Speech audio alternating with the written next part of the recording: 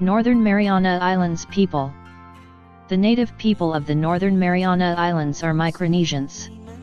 Only about 1/4 of the total population are Chamorros, descendants of the original inhabitants, who intermingled with Spaniards, Mexicans, Filipinos, and various other Europeans and Asians. About 1/3 of the people are Filipino, and there are smaller proportions of Chinese, Koreans, and other Pacific Islanders.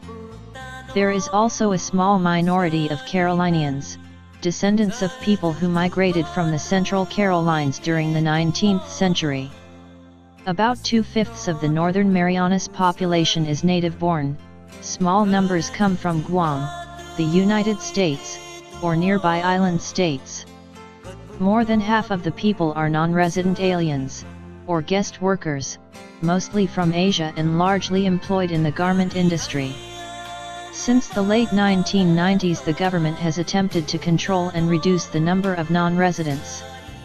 Having lost most of their original Pacific Islands culture, the people of the Northern Mariana Islands have a mode of life that is Spanish Roman Catholic but is influenced by American culture. Saipan has more than 9/10 of the Commonwealth's total population. Chamorro, related to Indonesian, is the principal language. Chamorro, Carolinian, and English are official languages. Chinese and Filipino are also widely used. About 9/10 of the population speaks a language other than English at home. Although Roman Catholicism predominates, there are significant minorities of independent Christians, Protestants, and Buddhists. The cultural diversity of the Northern Marianas has increased rapidly since the late 20th century. There are growing Filipino, Chinese, and Korean communities, although they have limited political representation. The Carolinian community, which has lived on Saipan since the 19th century, is represented in the legislature. The local Chamorro population, with its tradition of extended families, is dominant in political, economic, and cultural matters. A local arts council has promoted folk arts and cultural events in the community, and there are small museums and libraries.